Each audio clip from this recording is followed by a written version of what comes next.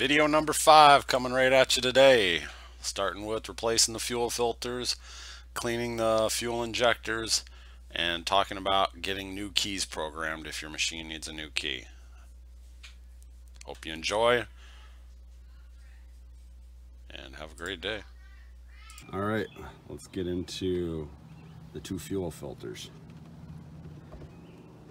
So you got your fuel tank, and you can see there, that's the fuel pressure regulator, the tin can on the top.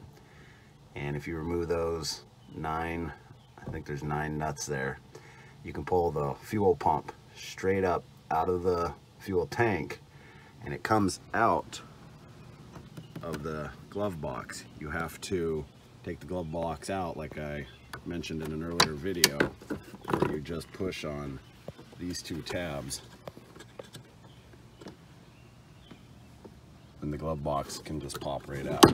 And then you take out the fuel pump, and on the fuel pump is where you will find the 2 filters to be replaced.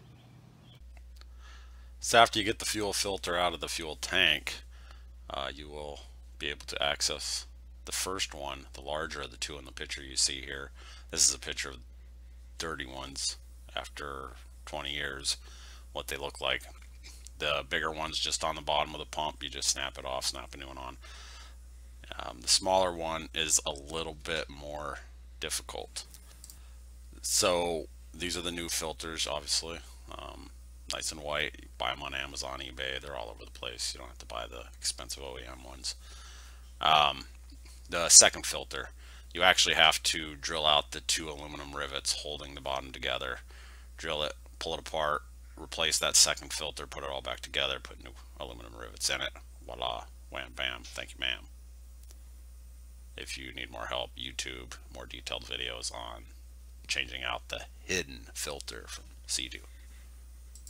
Okay, now it's time to talk about cleaning the fuel injectors.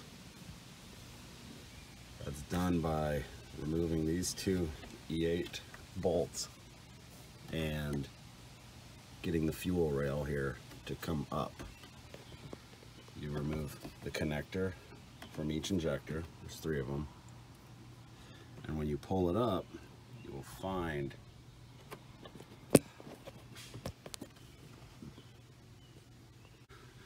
see right there, down in there, that tube, that's one of your injectors. There's 3 of them. So when you have the fuel rail loose and the cables disconnected from the injectors, you'll be able to pull all 3 injectors out.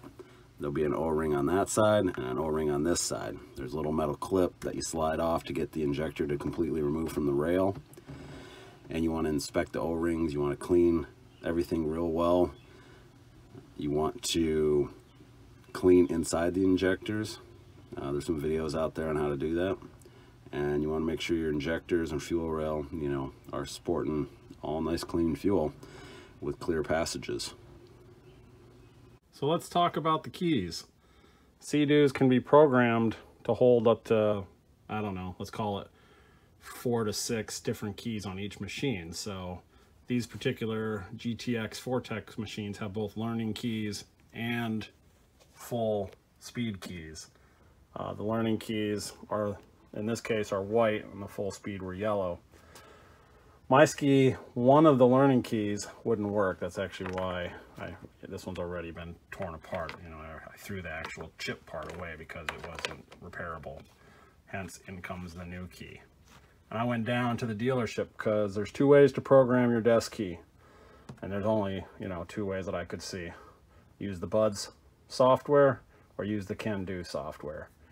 Yeah, nobody wants to go down and pay for programming, but call your dealership. Some of them are really cool. I went down to Wildwood SeaDoo, and those guys are very reasonable. They actually didn't even charge me for the programming since I purchased the key from them. And I suspect other dealers will be just as friendly, but call around. You'll probably find one. Wasn't bad. You do have to bring your skis down there because they have to plug in the computer to the ski and make sure everything's good. Not to mention they can reset your maintenance minder. You can see any codes. You can set your throttles back to 0, or your throttle idle speed, I should say, back to 0. So yeah, Don't underestimate the value of a quick conversation with your local dealership. You might find out it's not so bad. I think I got the new key for 60 bucks, programming included. One thing I did not mention is if you have a key that seems defective, you can try to like pry up on the contacts. It's in the bottom and two on the side walls where the DESS post meets the key. I tried it. You can see I've got them bent here, and it didn't do any difference.